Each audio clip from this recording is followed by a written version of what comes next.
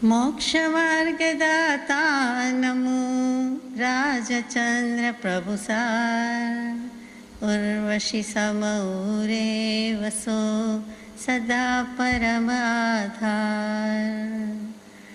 जेणे जाण्यो खरो आत्मा आत्माने अन्यन्यने अक्षय पूर्ण ज्ञानिते सिद्धने धन्य धन्य छे। मंगलम भगवान वीरो मंगलम गौतमो गणी मंगलम कुंद कुंदार्यो जैन धर्मस्तु मंगलम।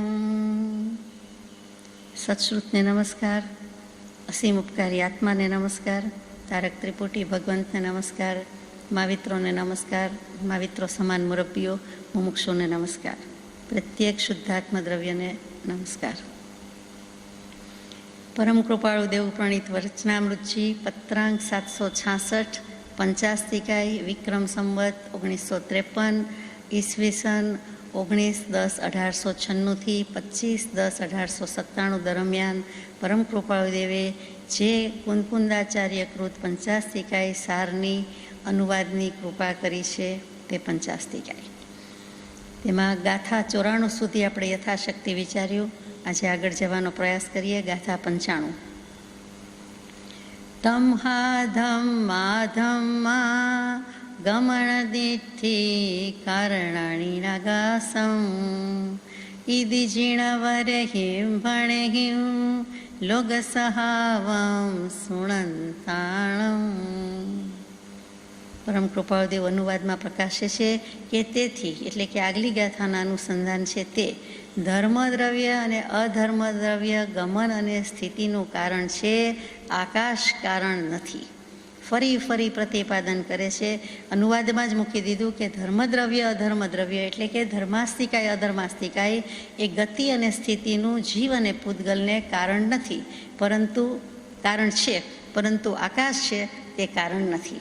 આ પ્રમાણે લોકનો સ્વભાવ શ્રોતા જીવો પ્રત્યે સર્વજ્ઞ વિતરાગ દેવે કયો છે.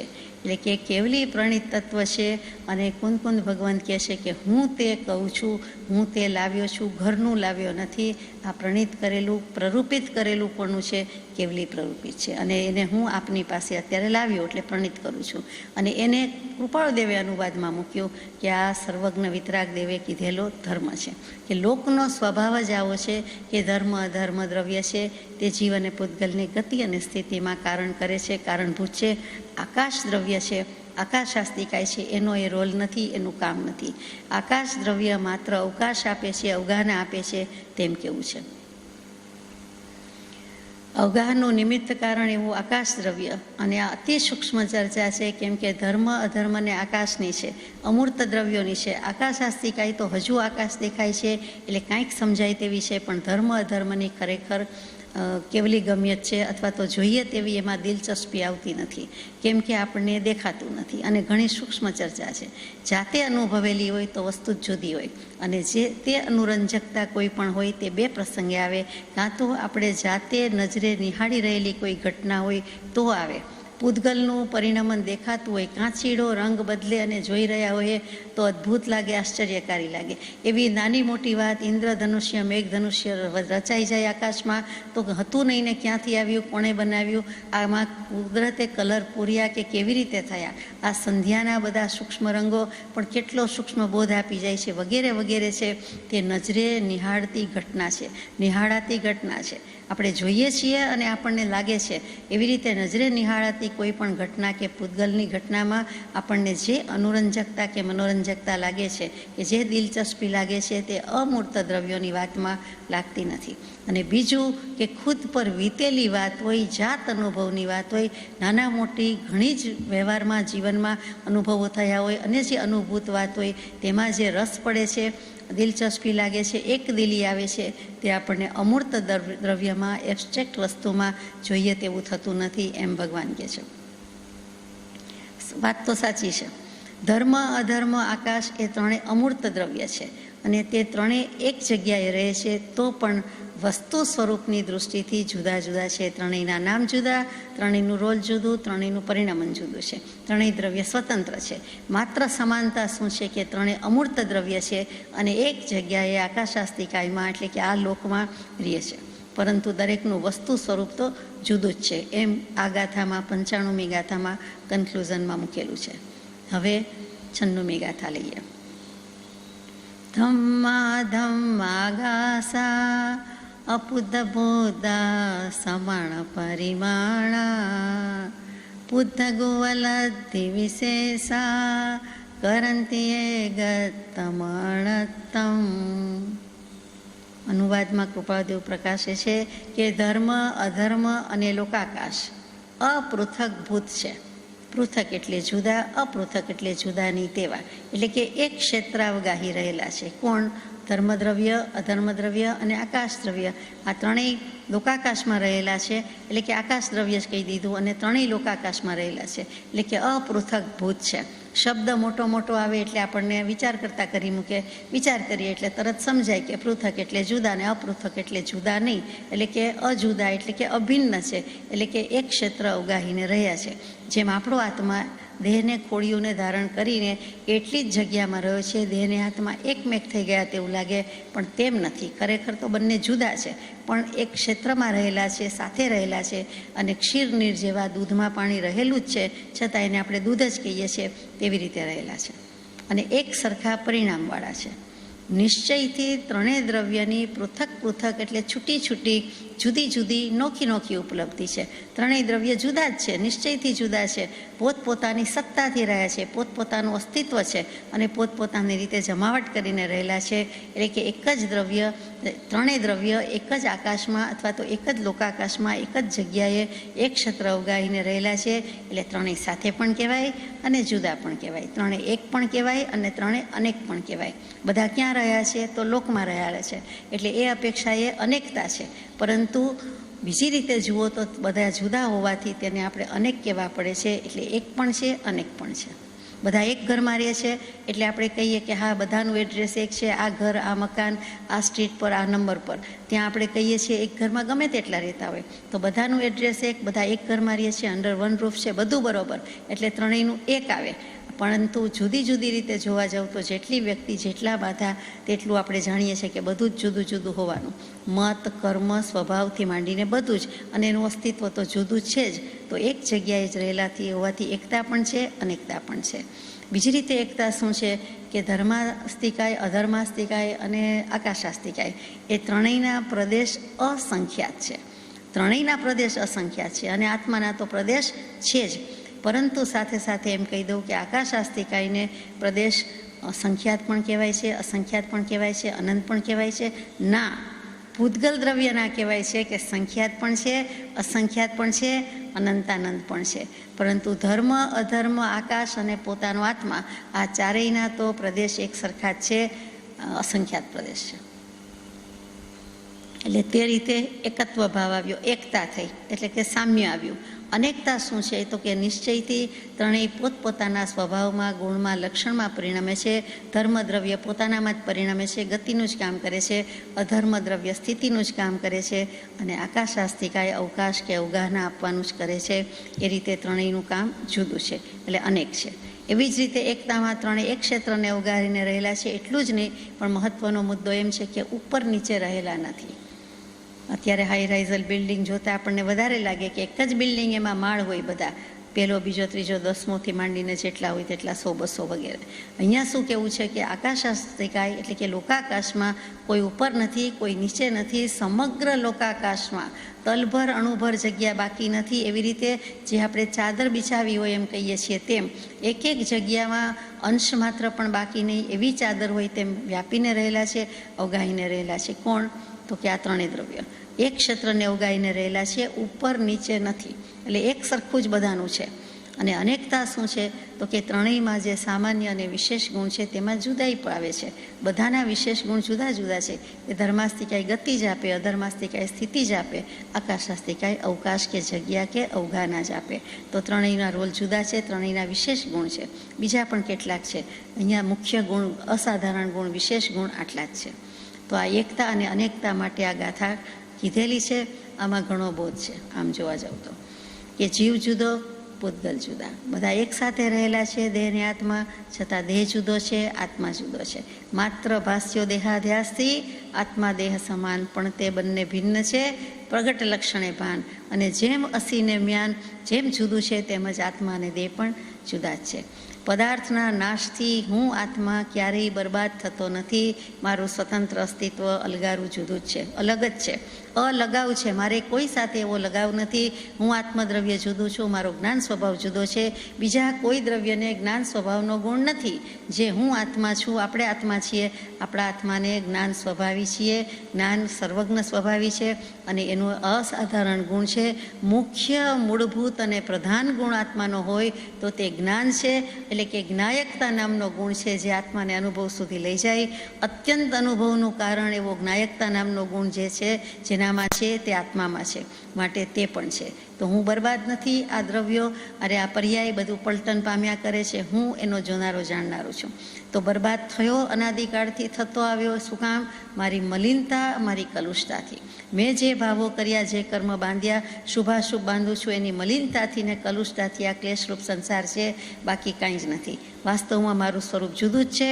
અને જીવ આટલે સુધી આવ્યો, જીવ એટલે કોઈ ત્રીજો જીવ નહીં, આપણી જ વાત કરી રહ્યા છીએ. આટલે સુધી અનાદિકાળથી રખડપાટ રઝળપાટ કરીને કૃપાળુદેવ સુધી કે જે સંજોગની ઉજમાળતા છે એમ ત્યાં સુધી આવ્યો. કોના બળે આવ્યો? તો કે એમાં ક્ષપક્ષમ લબ્ધિ તો છે ને છે. નિગોદમાંથી નીકળ્યા તો આપણને આટલો તો ક્ષપક્ષમ છે. કાંઈક તો વાંચતા લખતા આવડે છે, કાંઈક તો સમજવાની રુચિ ધરાવીએ છીએ, કાંઈક તો પ્રયાસ કરી શકીએ છીએ. દુનિયામાં કેટલા જીવોને આવી રુચિ છે, આવો પ્રયાસ કરે છે કે વાંચતા લખતા આવડે છે, કે આ ભાષા સમજાય અથવા સમજવાનો પુરુષાર્થ કરે છે? બહુ જ ઓછા. એટલે ક્ષપક્ષમ લબ્ધિ તો આપણને અહીં સુધી લઈ આવી છે કે જેથી બધું જાણી શકીએ છીએ, સમજી શકીએ છીએ, સમજવાનો પુરુષાર્થ કરી શકીએ છીએ. આ આપણામાં રહેલી બુદ્ધિનું બળ છે, આ બુદ્ધિનું સામર્થ્ય છે. હાથીને પણ સૌથી બુદ્ધિશાળી કીધો છે. જેમ ચિમ્પાન્ઝી વાંદરાને કહેવામાં આવે છે, એમ હાથીને એથી પણ કહેવામાં છે. બુદ્ધિમાં અને બળમાં હાથી જેવું કોઈ બરોબરી કરી શકે એવું નથી. માટે તો ગૌરી પુત્ર ગજાનન ગણપતિની ઉપર હાથીનું મસ્તક મૂક્યું છે. બુદ્ધિનું પણ પ્રતીક છે, બળનું પણ પ્રતીક છે. બીજી પણ અનેક રીતે વ્યંજના આમાં અભિવ્યક્ત થાય છે, અત્યારે લેતા નથી. તો આપણે વાત કરતા હતા કે ઘટપટ આદિ જાણતું, તેથી તેને માન, જાણનાર તે માન નહીં, કહીએ કેવું જ્ઞાન. આટલી બધી બુદ્ધિનું બળ હોય તો આ જ્ઞાન જ્ઞાતાને જ જાણતો નથી. આપણે ધીસ ધેટ આ તે પેલું કેટલું બધું જ્ઞાન છે, કોઈને પણ કેટલું બધું જ્ઞાન છે. એ જ્ઞાન જેના વડે જણાય છે એટલે કે જ્ઞાતા, એટલે આત્મદ્રવ્ય પોતે, એને જ આપણે જાણીએ નહીં. આ કઈ જાતની રચના? આપણે કહીએ કે સુપર ડુપર કમ્પ્યુટર આપણો આત્મા જ છે અને એ જ આત્મા બધું જાણે નહીં. અને આત્મા જાણે છે, રેકોર્ડ રાખે છે, એમાં કોઈ દિવસ વાયરસ લાગતો નથી. અને જેમ છે તેમ કયા જીવ સાથે કેટલું લેણું, કયું કર્મ ક્યારે ઉદયમાં આવે, એ બધો રેકોર્ડ આપણો જ દરેકનો પોતપોતાનો આત્મા જ રાખે છે. અને છતાં આપણને એની જ ખબર નથી. એ કેવું જ્ઞાન કે કેવું અજ્ઞાન? એવી રીતે જાણનાર તે માન નહીં, કહીએ કેવું જ્ઞાન. માટે આ જ જ્ઞાન જ્ઞાતાને જાણી લઈએ, ઓળખી લઈએ તેટલી યોગ્યતા નથી ધરાવતું. હું પણ આપને પૂછું છું અને આપણે સાથે બેસીને વાત કરીએ છીએ કે આ જ્ઞાન છે, આ ક્ષપક્ષમ લબ્ધિ છે, તો એ જ્ઞાતાનો પરિચય ન કરી શકે, જ્ઞાતાને ઓળખી લે નહીં. ચોક્કસ ઓળખી શકે એટલી એનામાં લબ્ધિ અને શક્તિ અને યોગ્યતા પ્રગટી ચૂકી છે, એ ધરાવે જ છે, પ્રગટેલી જ છે. આટલે સુધી આવ્યા જ ન હોય, ક્ષપક્ષમ લબ્ધિ સુધી આવી ગયા પછી વિશુદ્ધિ દેશના પ્રાયોગ્યકરણ બધી લબ્ધિ છે અને આપણી પ્રગતિ થતી જાય છે. પરંતુ રાગનું આવરણ છે, મોહનો અંધકાર છે, એટલે ત્યાં સુધી જોઈએ તેવું આત્માનું જ્ઞાન થતું નથી, સમ્યક દર્શન થતું નથી. ત્યાં વાત ક્યાં આવી? રાગનું આવરણ છે. એટલે સીધું ઓળખાણ થતું નથી. જે જ્ઞાનથી બીજું બધું જણાય છે, જે જ્ઞાનનો જાણનારો જ્ઞાતા આત્મા, એના વડે બધું જણાય છે, તો પોતે પોતાને ન જાણે, પોતે પોતાને ન ઓળખે, તો કે એમાં ડાયરેક્ટ ડાયલિંગ ચાલતું નથી. પોતે જ પોતાને ઓળખી લે તો એમ બને નહીં. સતદેવ તત્વ, સદ્ધર્મ તત્વ, વચ્ચે રહ્યું તે સદગુરુ તત્વ. 1, 2 ને 3 કોઈ પણ જતું હોય તો બીજું તત્વ જે વચલું છે, મધ્યમ મજલું છે, એને પહેલા સાથે પણ કનેક્શન છે, છેલ્લા સાથે પણ કનેક્શન છે. સદગુરુ પદ મેં સમાત હે અરહંતાદિ પદ સર્વ તાતે સદગુરુ ચરણ કો ઉપાસો તજી ગર્વ. એટલે ત્યાં સદગુરુ તત્વનો મહિમા બતાવે છે કે રાગનું આવરણ છે, પણ સત્પુરુષનું, સદગુરુનું જેમ જેમ ઓળખાણ થશે તેમ તેમ પોતાના કશાય મંદ થશે, મોડા પડશે અને આત્માનું ઓળખાણ થશે. સીધે સીધું વાંચી લીધે હવે આપણને આપણા આત્માનું ઓળખાણ થઈ ગયું કે થઈ જશે તો તેમ માની લેવા જેવું નથી. કૃપાદેવ મળ્યા, તારક ત્રિપુટી મળી, આવા વચનામૃતજી, ઉપદેશામૃતજી, બોધામૃતજી, પ્રજ્ઞાબોધજી વગેરે ગ્રંથ, ગ્રંથરાજ, ગ્રંથાધિરાજ મળ્યા. તો હવે શું જરૂર છે? તો કે એનું વાંચન સુધી પણ આવ્યા, પણ શ્રવણ સુધી આવ્યા. હવે એના મનનની જરૂર છે. જેમ નિધિધ્યાસનની જરૂર છે તેમ શ્રવણ અને નિધિધ્યાસન વચ્ચે મનનની જરૂર છે. એટલે કે પ્રિન્ટ થઈ જાય, છાપ બેસી જાય તેની જરૂર છે. શ્રવણ તો પવનની લહેર માફક છે. કૃપાળદેવ કે આવે છે ને જાય છે. એક કાનેથી નીકળીને બંને કાન એક સીધી લીટીમાં હોવાથી તરત બીજા કાને નીકળી પણ શકે, પરંતુ 3 પૂતળીના દૃષ્ટાંતની જેમ એક પૂતળી એવી કે બધું જ એબ્સોર્બ કરી જાય, ક્યાંયથી નીકળી ગયું નહીં, પોતાની પાસે રહ્યું. એવી રીતે સમજીને સમાવાની વાત. પણ પહેલાં તો સાંભળવાનું, વાંચવાનું અને પછી મનન કરવાનું. અને મનનમાં શું આવે કે આ બાહ્ય પદાર્થોથી મારે સો સંબંધ છે, હું દેહાદિક સ્વરૂપ નથી, દેહ સ્ત્રી પત્રાદિક કોઈ પણ મારા નથી. તો પછી શું છે? તો કે હું કોણ? તો કે શુદ્ધ ચૈતન્ય અવિનાશી એવો આત્મા છું. એમ આત્મભાવના કરતાં રાગ દ્વેષનો ક્ષય થાય. એ કૃપાળદેવે ટંકોત્કીર્ણ પત્રમાં મૂકી દીધું છે. આપણે મોટે ભાગે રોજ બોલીએ છીએ અને છતાં એનું મનન જોઈએ તેવું થયું નથી. મન ન રહે એવું મનન કરવાનું છે. મનન શબ્દમાં મન પછી ડેશ મૂકી દઈએ કે હવે મનનો કોઈ રોલ જ નથી. મન એટલો બધો વિચાર કર્યો, ઉપયોગ એટલો બધો આત્મામય થઈ ગયો કે પછી કાંઈ વિચારવાનું કે મનનું કાંઈ કામ જ રહેતું નથી. મનનું કામ સંકલ્પ વિકલ્પનું છે, એ રહેતું નથી. ન મન એવી રીતે મનન, એમાં પણ આગળ ન છે, પહેલાંમાં આગળ પાછળ ન છે. બંનેના અર્થ તો એક જ થાય ને. તેને જ સાચું નમન કહેવાય છે, તેને જ સાચું મનન કહેવાય છે. કે મન હોવા છતાં મન મૂકીને, મન વોસીરાવીને, મનને સંકલ્પ વિકલ્પને છોડીને જે નમન કરીએ છીએ તે જ નમન છે અને તે જ મનન છે. ગાથા નંબર 97. આગસ કાલ જીવા ધમ્મા ધમ્મા મુક્તિ પરિહીણા મુત્તમ પુગલ દૌવં જીવો ખલુ ચેદણો તે શું.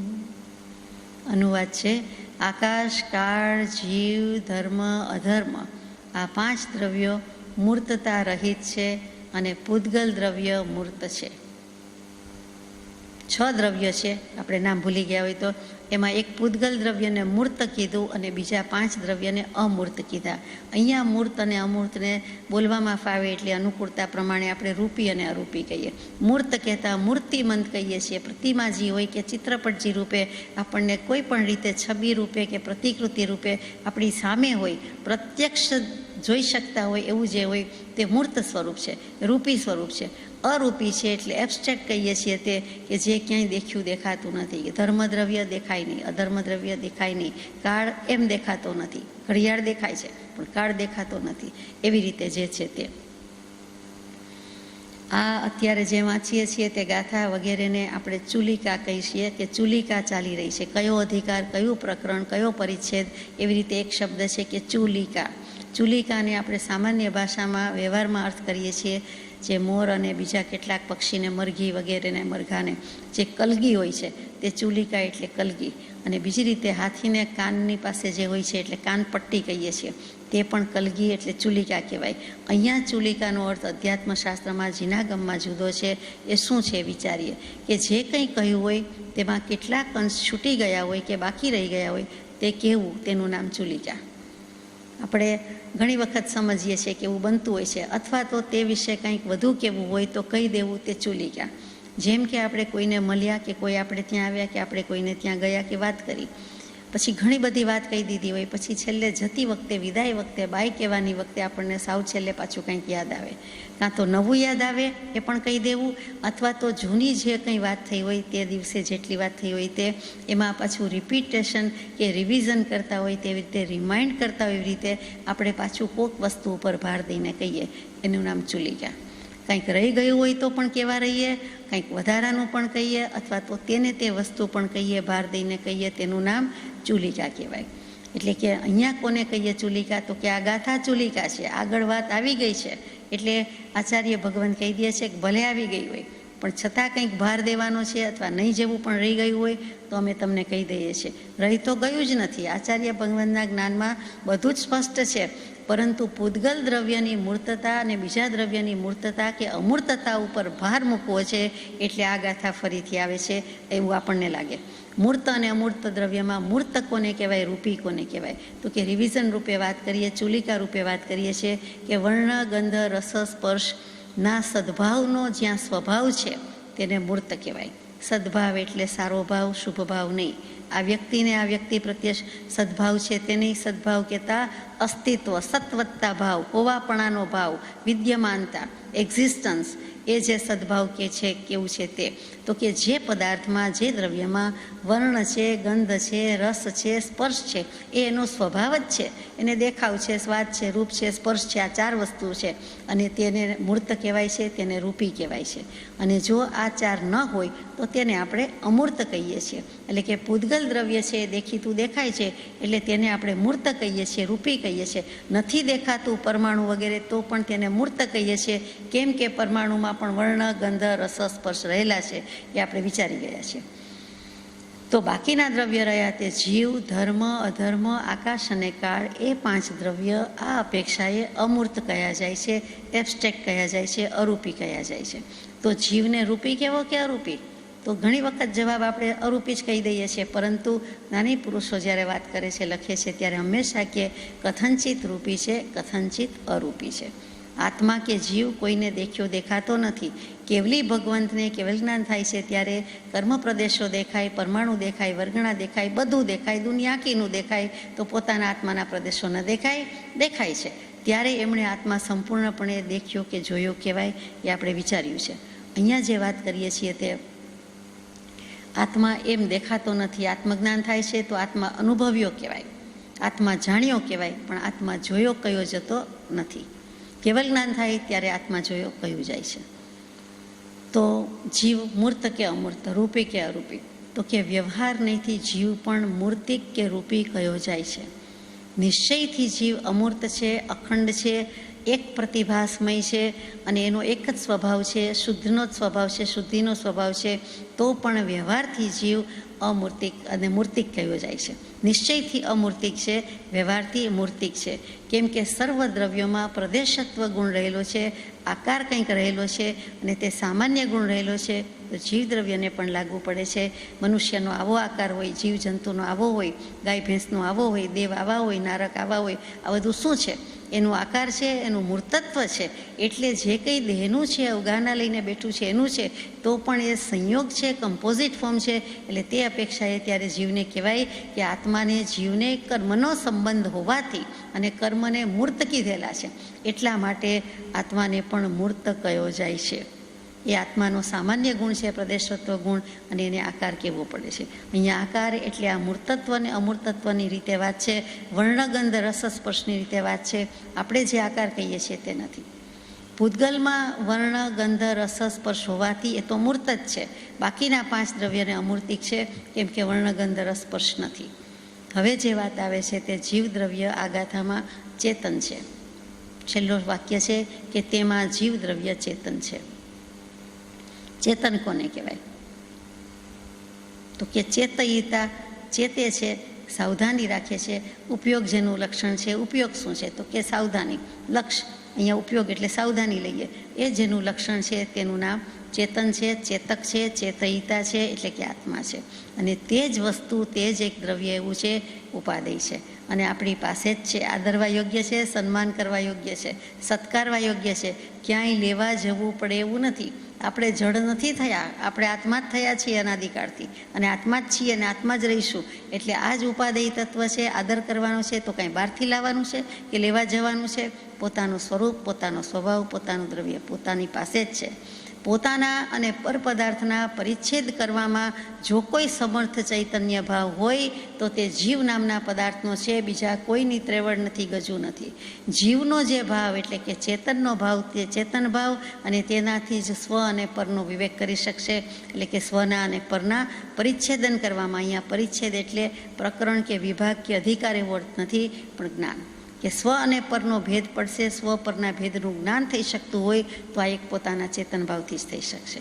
બીજું કે જે સંશય, વિપર્યય અને અનધ્યવસાય નામના જે દોષો રહેલા છે, સમ્યક જ્ઞાન હોય તો આ દોષો રહ્યા નથી, નહીં તો આ 3 દોષો રહેલા છે. આ 3 દોષ રહિત જે છે એટલે કે સમ્યક જ્ઞાની એવો આત્મા છે, અને આ પરિચ્છેદન રૂપે જે ચેતી રહ્યો છે તે પરમાર્થથી ચેતન છે. એટલે કે મોક્ષમાં જવાની રીતે નિશ્ચયથી કહો, પરમ અર્થથી કહો, પરમ ભાવથી કહો, આપણે અહીંયા પરમાર્થથી એટલે નિશ્ચયથી રાખીએ છીએ તો એ ચેતન છે. અને આ રીતે જે પોતાને ચેતવતો નથી તે પરમાર્થી અચેતન છે. એટલે કે જીવને આપણે ઘણીવાર કહી દઈએ કે જડ જેવો છે, સમજતો જ નથી. પોતે પોતાના માટે પણ વાપરે કે હું ચેતન, પણ કહેવા પૂરતો ચેતન. આત્મા પણ સમજતો જ નથી, ખબર નહીં, હું મને જ સમજાવી શકતો નથી, અથવા મને જ હજુ તો આ ભાન થતું નથી, એમ કહીને પોતે પોતાને અથવા કોઈ વાર બીજાને હસી મજાકમાં પણ કહે અને સિરિયસલી પણ કહે. મૂર્ખ મૂઢ કહેવાની બદલે જડ જેવો છું તું સમજતો નથી એમ. તો જડ જેવો કેવો પડે છે, જડ કયો જતો નથી. અને આપણે આપણી ભાષામાં કહીએ, રૂઢ ભાષામાં કહીએ, જ્ઞાની પુરુષ કદી ચેતનને અચેતન કહે નહીં, અચેતનને ચેતન કહે નહીં. કેમ કે એને જડ શબ્દ એમની ડિક્શનરીમાં એ રીતે નથી. ચેતન જ છો અને શું કામ તારું સ્વરૂપ ગોપવે છે કે ભૂલી ગયો છે એમ કરીને એને જગાડે છે, ઢંઢોળે છે, પણ જડ કહેતા નથી. ચેતન અને અચેતનનો નિર્ણય સ્વભાવથી થાય છે, પરિણમનથી થતો નથી. માટે જ્ઞાની પુરુષ આપણને જડ કહી દેતા નથી કે તમે જડની જેમ ભલે પરિણમો પણ તારો સ્વભાવ જડ નથી. આપણો સ્વભાવ ચેતન છે. કોઈ પલટે નહીં, છોડી આપ સ્વભાવ. જડને ચૈતન્ય બંને દ્રવ્યનો સ્વભાવ અભિન્ન. પછી છેલ્લે કહી દીધું કે બંને દ્રવ્ય નિજ નિજ રૂપે સ્થિત થાય છે. તો જડ એનો જડ ભાવ જો ભૂલે નહીં, ગુમાવે નહીં, એ જ ભાવે પરિણમે તો આપણે ચેતન, આપણો ચેતન ભાવ આપણે શું કામ ભૂલીએ એમ પણ વાત આવે. એટલે જ કહ્યું છે કે જેનામાં ચેતવાના સદભાવનો સ્વભાવ છે તેનું નામ ચેતન છે. ફરીથી ચેતી જવાના સદભાવનો સ્વભાવ છે, આપણું લક્ષણ જ એ છે. આપણા અપલક્ષણ નથી, આપણું લક્ષણ છે, આપણો ગુણ છે કે આપણે ચેતી જવું. આપણને જ્ઞાન થાય છે, આપણને વેદન થાય છે. જડને બિચારાને થતું નથી, પૂતગલને થતું નથી. આપણામાં ચેતવાની શક્તિ છે, આપણું ઉપયોગ નામનું લક્ષણ છે, ઉપયોગ નામનો સ્વભાવ. એટલે ત્યાં ગુણ કહી દીધો છે, સ્વભાવ બોલતા નથી, કહીએ તો ખોટું પણ નથી. તો એને કારણે આપણે ચેતી શકીએ છીએ, બીજામાં નથી. એટલે ચેતનાના સ્વભાવનો સદભાવ હોવાથી આપણે ચેતન છીએ, અને બીજામાં ચેતનાના અભાવનો સદભાવ છે. એટલે કે ચેતનામાં, જડમાં ચેતન નથી, એટલે કે ચેતનના સ્વભાવનો સદભાવનો અભાવ છે. એટલે કે એ અભાવ નથી, અભાવ છે, અભાવનું અસ્તિત્વ છે. એ વસ્તુમાં નથી એટલે છે. 2 નેગેટિવ આવ્યા, 2 નેગેટિવ મેક્સ 1 પોઝિટિવ. ફરીથી કે જેનામાં એટલે ચેતનમાં ચેતવાના સ્વભાવનો સદભાવ છે, અને જેનામાં ચેતવાના સ્વભાવનો અભાવ છે. એકમાં સદભાવ છે એટલે અસ્તિત્વ છે, એકમાં અભાવ છે એટલે અસ્તિત્વ નથી. તેનું નામ જડ છે અથવા અચેતન છે. જડ શબ્દ એ જ્ઞાની પુરુષને બને ત્યાં સુધી વાપરવો ગમતો નથી. આપણે બોલવામાં સહેલું પડે, વ્યવહારમાં વાપરીએ એટલે જડ કહીએ. તેઓ શ્રી હંમેશા ચેતન અને અચેતન એમ જ બોલે. જ્યારે લખવા બોલવાનું આવે ત્યારે જ જડ કહેવું પડે. જ્યાં ખરેખર ફેંકીને, પથ્થર ફેંકીને, માથું મારીને આપણને જગાડવા હોય, લાકડી મારીને ઢંઢોળવા હોય ત્યારે જ જડ લખે. બાકી શિષ્ટ શૈલીથી ક્યારેય જડ લખશે નહીં. ચેતન અચેતન એમ જ લખશે. જીવ સિવાયના 5 દ્રવ્યોમાં સ્વ પરનો પ્રકાશ કરનાર ચૈતન્ય ભાવ નથી. જીવ સિવાયના 5 દ્રવ્યોમાં, એટલે કે જીવમાં સ્વપર પ્રકાશક સત્તા છે, એટલે કે એ જીવ કહેવાય છે. જેમ આપણે 6 પદના પત્રમાં કહી દીધું છે તેમ એ 6 પદની દેશના જેવી તેવી નથી. આત્મા છે. શું કામ? તો કે સ્વપર પ્રકાશકતાની ચૈતન્ય સત્તાનો પ્રત્યક્ષ ગુણ જેની પાસે છે એવો આત્મા હોવાનું પ્રમાણ છે. એટલે કે એ ચૈતન્યમાં સ્વપર પ્રકાશકતા છે. જીવ સિવાયના 5 દ્રવ્યમાં આવું કાંઈ જ નથી, એટલે એને અચેતન કહીએ છીએ. ગાથા નંબર 98 લઈએ. જીવા પોગલકાયા સહસકિરિયા હવંતિણય શેષા પૂદ્ગલ કરણા જીવા ખંદા ખલુ કાલ કરણાદુ. જીવ અને પૂદ્ગલ એકબીજાને ક્રિયામાં સહાયક છે. બીજા દ્રવ્યો તે પ્રકારે સહાયક નથી. જીવ પૂદ્ગલ દ્રવ્યના નિમિત્તથી ક્રિયાવાન હોય છે. કાળના કારણથી પૂદ્ગલ અનેક સ્કંદ રૂપે પરિણમે છે. ઘણી બધી વાત કહી દીધી છે, ઘણા બધા સિદ્ધાંત આવી જાય છે. સક્રિય અને નિષ્ક્રિય દ્રવ્યની વાત મૂકી છે કે સક્રિય દ્રવ્ય કેટલા છે, નિષ્ક્રિય દ્રવ્ય કેટલા છે. દરેક દ્રવ્યનો કાંઈક ને કાંઈક રોલ છે, કાંઈક ને કાંઈક ક્રિયા છે, કાંઈક ને કાંઈક પરિણમન છે. એ અપેક્ષાએ જુઓ તો બધા કાંઈક ને કાંઈક કરે છે એમ આપણને લાગે, પણ જ્ઞાની પુરુષે કીધું છે એટલે તેમની દૃષ્ટિથી જ વિચારીએ કે જીવ અને પૂદ્ગલ દ્રવ્ય બે જ સક્રિય કહેવાય છે, બીજા કહેવાતા નથી. બે જ માથાકૂટ કરે છે ને બીજા ક્યાં કરે છે? ધર્મ દ્રવ્ય, અધર્મ દ્રવ્ય, આકાશ દ્રવ્ય ને કાળ એ તો ઉદાસીનપણે સહાયક છે. એટલે એ જે ચાર દ્રવ્ય છે જ્યાં છે ત્યાં જેમ છે તેમ બિચારા બેઠા છે, વિરાજમાન છે. બિચારા કહેવાય જાય છે. જ્યાં જેમ છે તેમ અવસ્થિત છે, એટલે કે નિત્ય છે અને અવસ્થિત છે. કોઈ જ ફેર પડતો નથી. ત્રણેય કાળ જ્યાં છે ત્યાં આખા લોકાકાશમાં વ્યાપીને રહેલા છે. ઓછા વધતા થતા નથી, વધઘટ થતા નથી. જેમ છે તેમ ત્યાં છે. કોઈને ગતિ કરવી હોય, સ્થિતિ કરવી હોય, જગ્યા જોઈતી હોય, આકાશ અવગાહના જોઈતી હોય અને કંઈક સમય જે વર્તના પર્યાય છે તે, તો એ ચારે ખડે પગે હાજર છે. એક પણ વખત નથી એવું નથી, ક્યારેય બ્રેક લીધો છે એવું નથી, ક્યારેય વેકેશન લીધું નથી, એક સમયનું પણ લેતા નથી. આકાશ દ્રવ્ય છે એ પણ સર્વવ્યાપી છે. એની અવસ્થિતતા પણ સુગમ જ છે, સમજાઈ જાય છે કે આકાશ કોના આધારે રહેલું છે, તો કે લોક સ્થિતિ જેવી છે કે કોઈના આધારે રહેલું નથી. એ બીજાને અવગાહના અવકાશ આપે છે. પરંતુ લોકસ્થિતિ 8 પ્રકારે કઈ છે, તેમાં એક ભેદ આપણે કોઈ વાર વિચારી ગયા છીએ 107 નંબરના પત્ર વખતે, કે લોકાકાશ કે લોકની સ્થિતિ જેવી છે કે તેમાં કાંઈ બીજું થઈ શકતું નથી. બાકી ઘનોદધિ, ઘનવાત, તનુવાત એના આધારે બધું રહેલું છે. એ લોક સ્વરૂપમાં વિચાર્યું છે. અહીંયા તો એટલું જ છે કે આકાશ દ્રવ્ય જેમ છે તેમ છે, એ પણ કાંઈ બીજું કરતું નથી. કાળ દ્રવ્ય છે એ શું કરે છે, તો કે કેવલ એક પ્રદેશ પ્રમાણ છે. લોકાકાશના અસંખ્યાત પ્રદેશ છે, એમાં એક એક પ્રદેશ ઉપર એ રહેલા છે.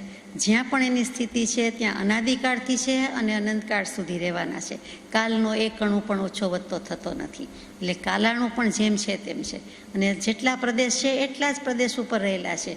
એટલે એને કાંઈ કહેવાપણું કરવાપણું નથી. ટૂંકમાં આ ચાર દ્રવ્ય તો જેમ છે તેમ છે, એટલે તેને નિષ્ક્રિય કહી દીધા છે. જીવ અને પૂદ્ગલ દ્રવ્યની વાત કહેવાની છે કે તે સક્રિય છે, ચાલતા રહે છે. તો પછી સિદ્ધાત્માને શું કહેવું? એને તો 8 કર્મનો બંધ નથી, 8 કર્મ વિનાના છે, એટલે એ અપેક્ષા એ સક્રિય નથી. એક પ્રદેશ જ છે, આમ તેમ ક્યાંય સરકતા નથી આત્મ પ્રદેશોમાં, અને તે પણ એકદમ સ્થિર થઈને રહેલા છે. ઉથલ પાથલ જેવું કાંઈ પણ નથી, અને છતાં પણ એને સક્રિયતાનો સ્વભાવ તો ત્રિકાળ છે. સિદ્ધાત્માને સક્રિય તો કેવા પડે? આત્મા કીધા છે, તો પછી આત્મામાં પરિણમન તો થયા જ કરે છે. તે અપેક્ષાએ તે સક્રિય છે. વળી સિદ્ધ ભગવંતનો ઉર્ધ્વગમન સ્વભાવ છે, એટલે કે આગળ જવાનો સ્વભાવ છે. સિદ્ધ ક્ષેત્રથી ઉપર ક્યાંય જઈ શકતા નથી. લોકાગ્રહ સ્થિતિ કરી દીધી છે. પછી 3 કાળમાં ક્યારેય રંચ માત્ર હરફર કરે, હલચલ કરે કે જઈ શકતા નથી. પરંતુ જે શક્તિ કે ગુણ કે સ્વભાવ છે તે તો શાશ્વત રહ્યા કરે છે. એટલે તે અપેક્ષાએ ત્યાં સક્રિયપણું કહ્યું છે. પછી જીવની સક્રિયતાનું બાહ્ય કારણ શું કહ્યું? તો કે એક પ્રદેશથી બીજા પ્રદેશ ઉપર પહોંચવામાં એને જે કારણભૂત પરિસ્પંદન થાય છે, પરિણમન થાય છે, તેનું નામ ક્રિયા કહેવાય છે.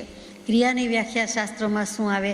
તો કે મન વચન કાયાના યોગ છે. એટલે જે પરિસ્પંદન રૂપ થાય છે, એટલે કે સ્પંદન ઉઠે છે, વાઇબ્રેશન્સ થાય છે, ધ્રુજી ઉઠે છે, આત્મપ્રદેશો કંપી ઉઠે છે, એમ જે બધું કહીએ છીએ તેનું નામ ક્રિયા. એટલે તે કાંઈક થયું, શું થયું એ પછીની વાત છે, પણ કાંઈક પરિણમન તો થયા જ કરે છે. ગમે તેવા કાયોત્સર્ગમાં અડોલ આસનથી સ્થિરતા હોય તો પણ ત્યાં આત્મપ્રદેશોથી માંડીને બધું જ હજી હલનચલન છે.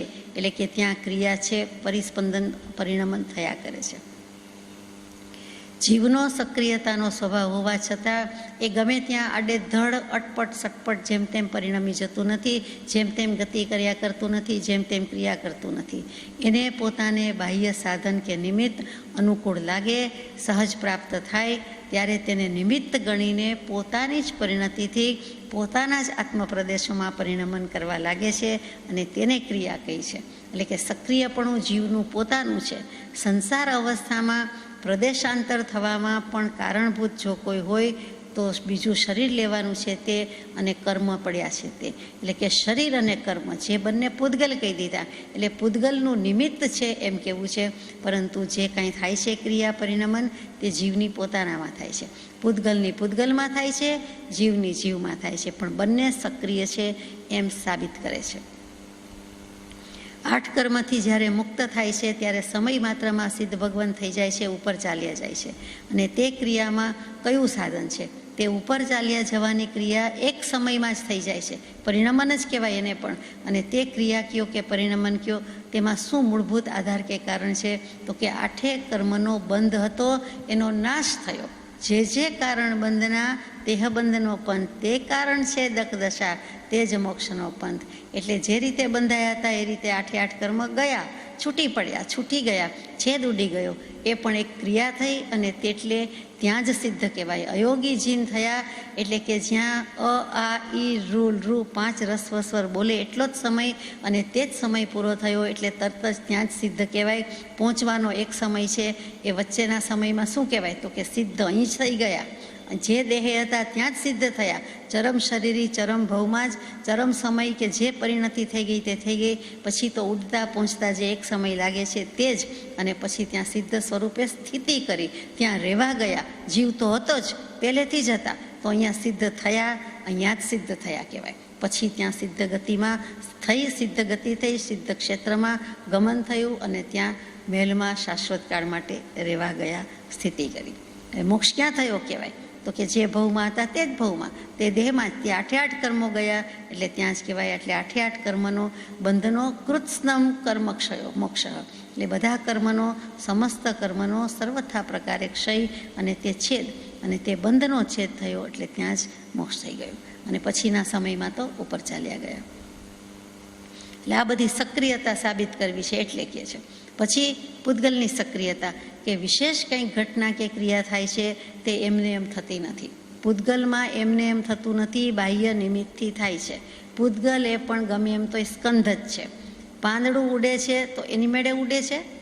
આપણે કહીએ કે એની મેળે ઉડ્યો, પરંતુ વિચાર કરતાં તરત ખબર પડે કે સહેજ પણ હવાનો જકોરો આવ્યો, સપાટો લાગ્યો, લેરખી આવી, નહીં જેવી આવી, આપણને સ્પર્શ કે અનુભવ થાય પણ નહીં, થાય કે ન પણ થાય, પરંતુ પાંદડાને થયું એટલે તરત જ ઉડ્યું. તો કે ત્યાં હવા છે તે નિમિત્ત છે.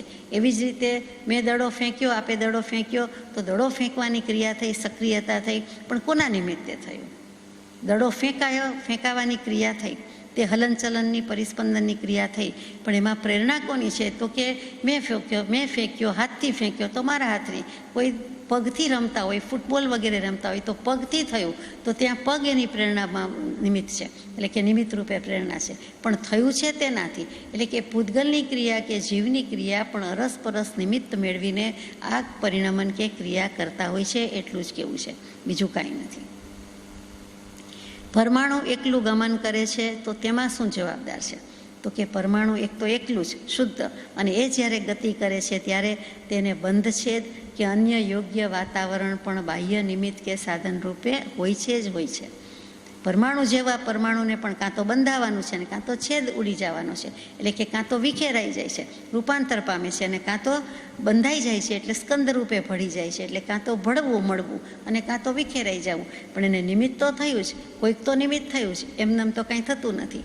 એટલે કે જીવ અને પૂદગલ બંને અન્યોન્ય છે, બાકી તો સક્રિયતા આ રીતે સાબિત કરી છે. નિષ્ક્રિય દ્રવ્ય કોણ કહેવાય? તો કે આકાશ છે, કાળ છે, ધર્મ છે, અધર્મ છે, આ 4 દ્રવ્યને ચોક્કસપણે નિષ્ક્રિય ગણો. જીવ તો કે જીવ સ્વભાવથી નિષ્ક્રિય છે. હવે પાછી નિશ્ચયથી ને સિદ્ધાંતથી વાત લીધી કે જીવનો સ્વભાવ સક્રિય, તો કે જીવ સ્વભાવથી કેવો હોય તો એ નિષ્ક્રિય જ છે, પણ પૂદગલના સંબંધથી ક્રિયાવંતો થયો છે. એટલે પૂતગલનો સંબંધ ન હોય તો કોઈ દિવસ આ જીવને આવી પરિસ્થિતિ આવત જ નહીં, હાલ બેહાલ થાત જ નહીં, જીવ શુદ્ધ જ હોત. પણ જીવ નિષ્ક્રિય છે સ્વભાવથી, પણ એને સક્રિય થવું પડ્યું છે, પૂતગલના સંબંધી થવું પડ્યું છે. કર્મ અને નો કર્મના ઉપચય રૂપે પૂતગલ છે.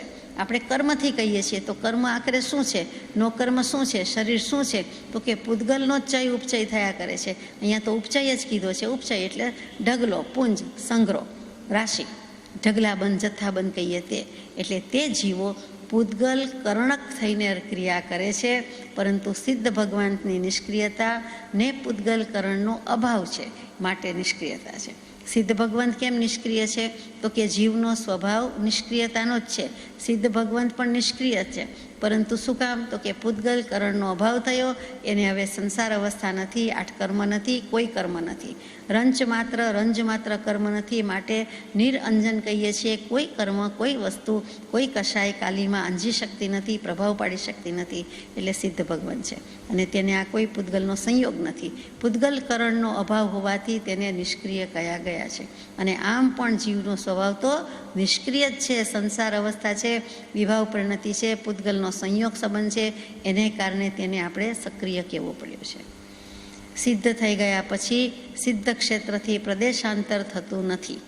સિદ્ધ ક્ષેત્રમાં જ રહેવું પડે, હવે ક્યાંય ચેન્જ માટે જવાનું હોતું નથી. જોકે એમને એવું પ્રયોજન પણ નથી, કેમ કે એવી કોઈ પણ પૂતગલ વર્ગણાનો ત્યાં અભાવ છે.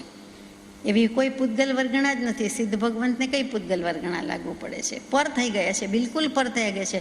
હું તે હું ને તું તે તું, સ્વ ને પરનો પૂરેપૂરો વિવેક, બિલકુલ અસંગતા કોઈને કેવી હોય તો તે સિદ્ધ ભગવંતને કહી જાય છે કે કોઈ દ્રવ્ય સાથે, કોઈ પદાર્થ સાથે, કોઈ પરમાણુ સાથે, કોઈ વર્ગણા સાથે કોઈ બિલકુલ સંબંધ જ નથી, કોઈ જાતનો સંબંધ નથી.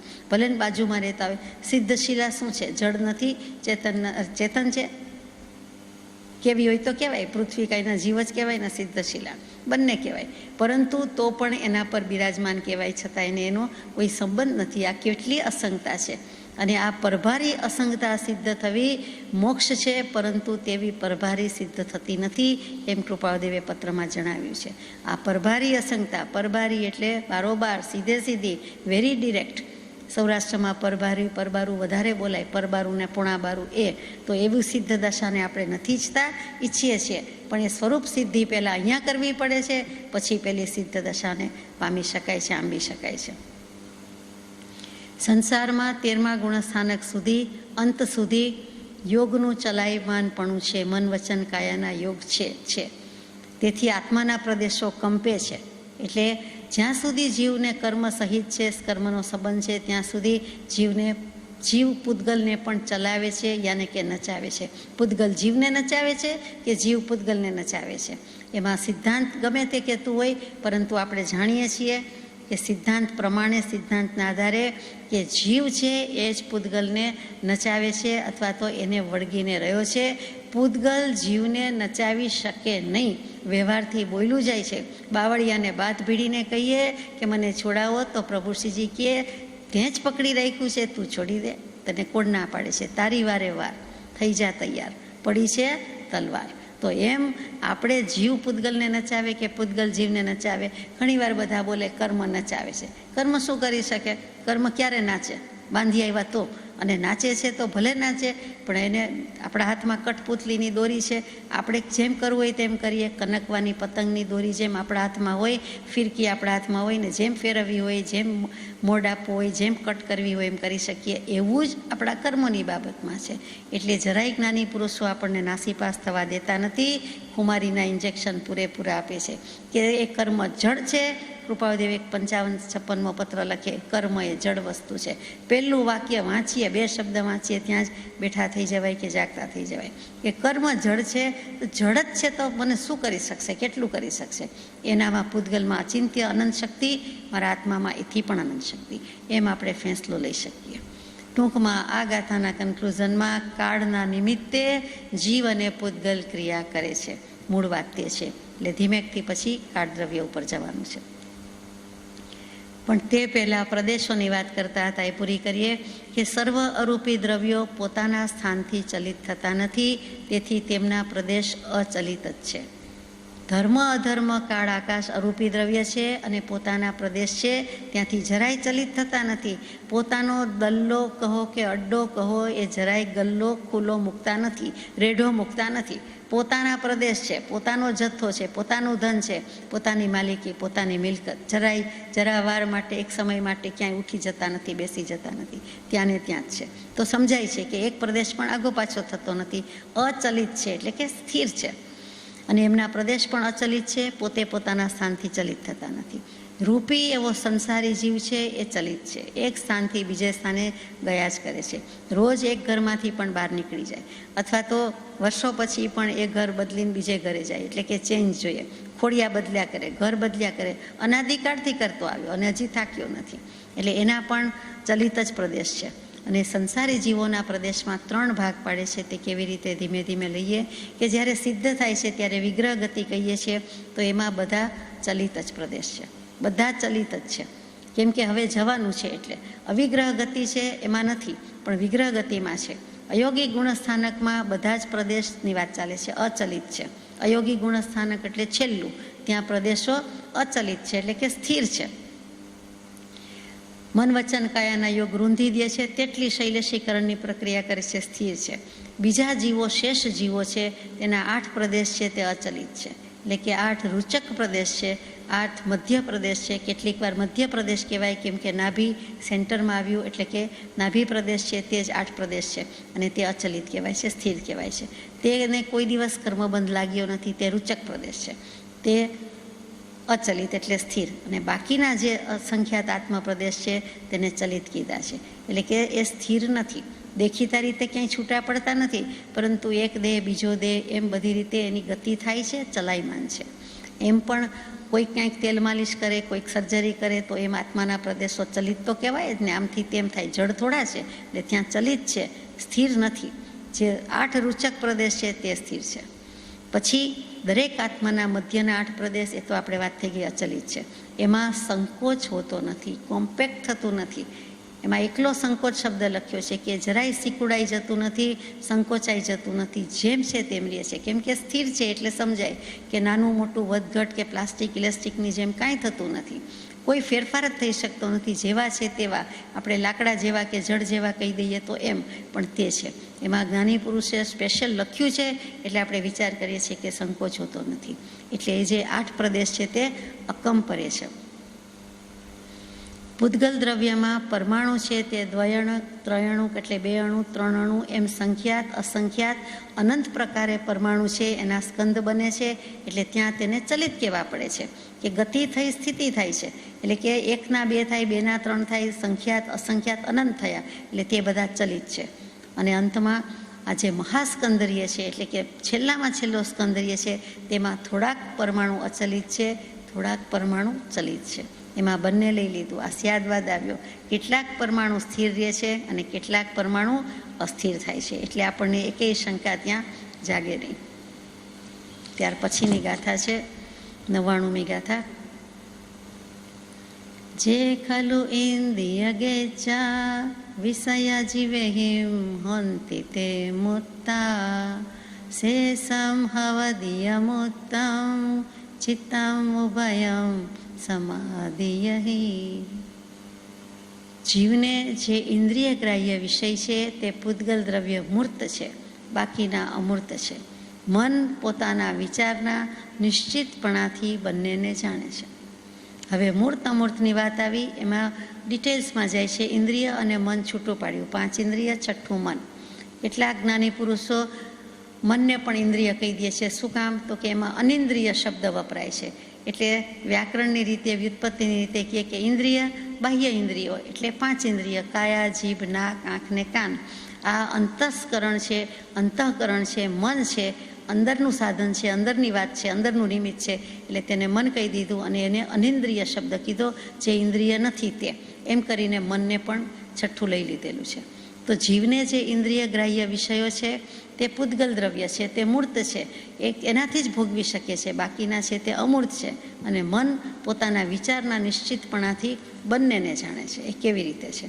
તો કે મૂર્તિક પૂતગલ અને અમૂર્તિક પૂતગલ. મૂર્તિક શું? તો કે જે જીવ દ્વારા ઇન્દ્રિયો વડે ગ્રહણ થાય છે તે વિષયને મૂર્તિક કહેવામાં આવે છે. કાં તો કાયાથી સ્પર્શથી જણાય, કાં તો ગંધ સુગંધ નાકથી જણાય, કાં તો આંખથી દેખાય, કાં તો કોઈને કોઈ રીતે દેખાય. 5 ઇન્દ્રિયના વિષયથી દેખી શકાય છે, અનુભવી શકાય છે, ચાખી શકાય છે.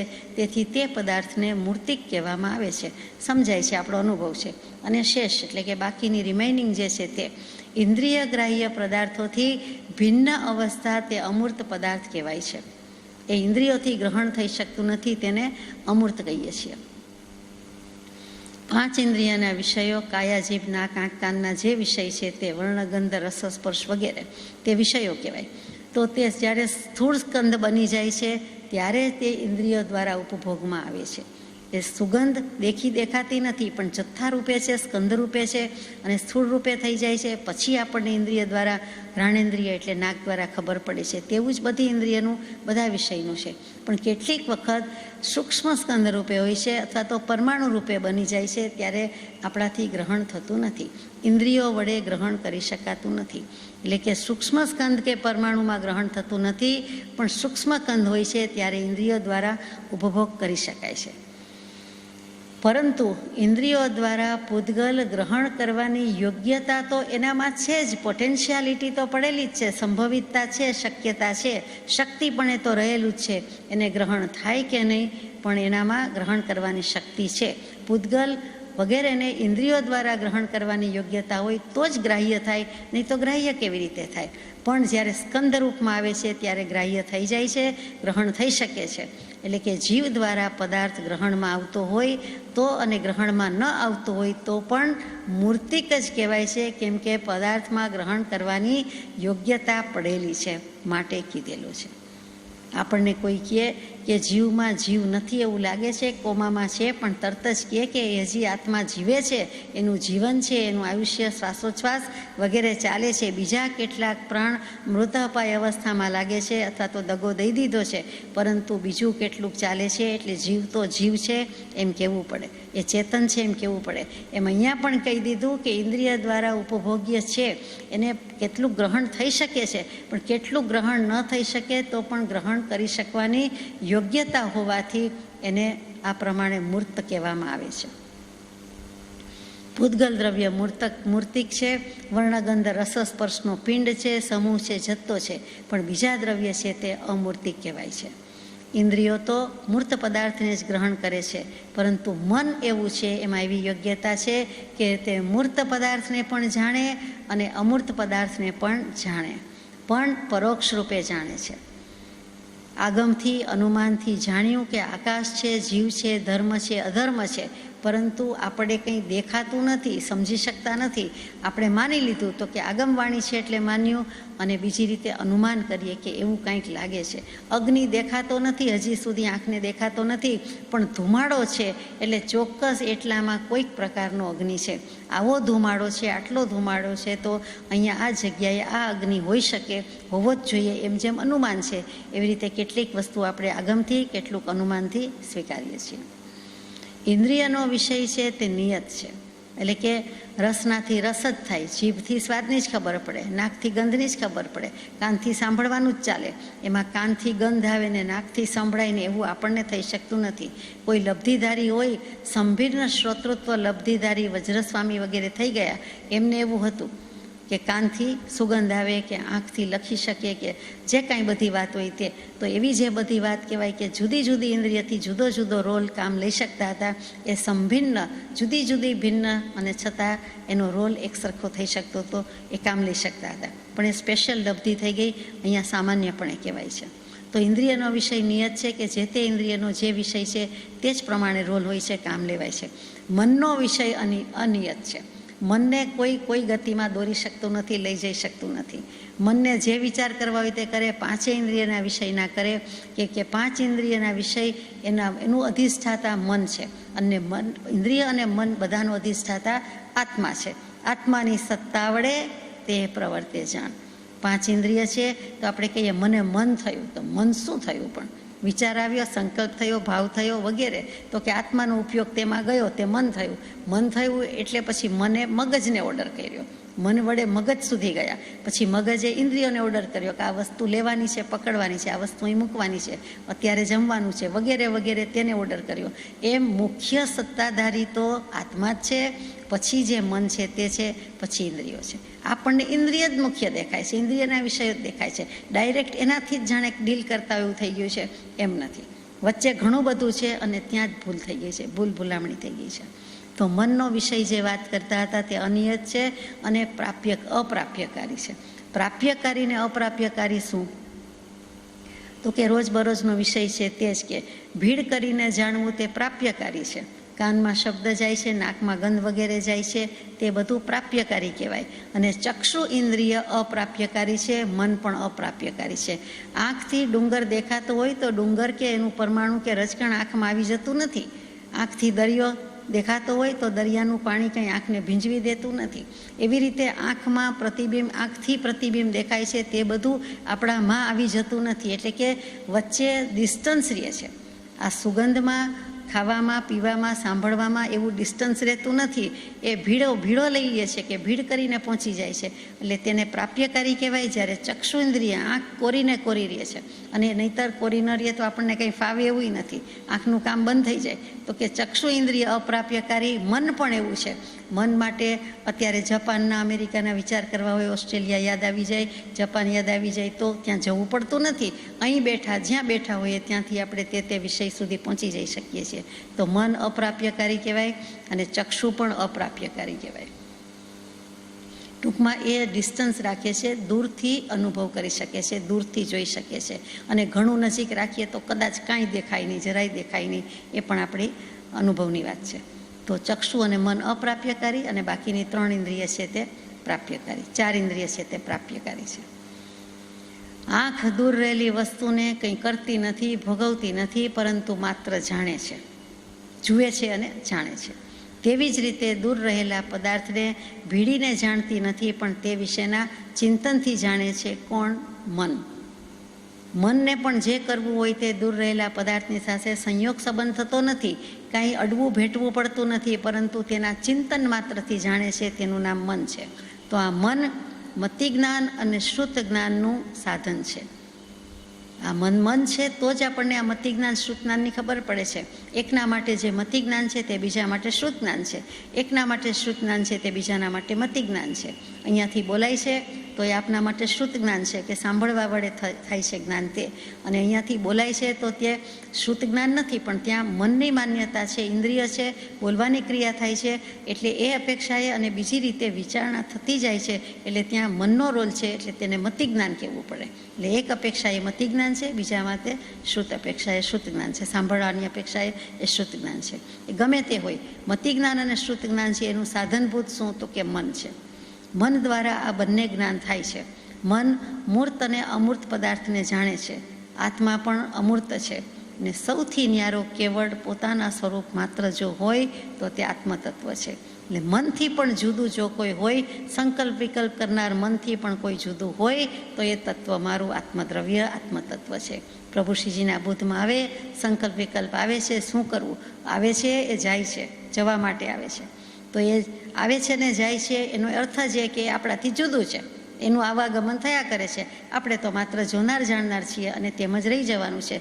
તો સંકલ્પ વિકલ્પ ઓછા થાય, એમાં ભળીને વધારે સંકલ્પ વિકલ્પ ખેંચવાના નથી, તાણાવાણા કરવાના નથી. એ જ વસ્તુ અહીંયા આવી કે આ ન્યારો કેવળ પોતાના સ્વરૂપ માત્ર જ છે, અને છતાં અનાદિકાળથી આત્મા કેમ બંધનમાં પડ્યો છે? એનું સ્વરૂપ ન્યારું નોખું જ છે. તો માત્ર ભાન નથી, ભાન નહોતું અને ભાન આજે પણ જો નથી તો નથી, છે તો છે. પણ ભાન હોવું તે સહજ સ્વરૂપે સ્થિતિ થવી. સહજ સ્વરૂપે સ્થિતિ થવી તેને શ્રી વિતરાગ મોક્ષ કહે છે.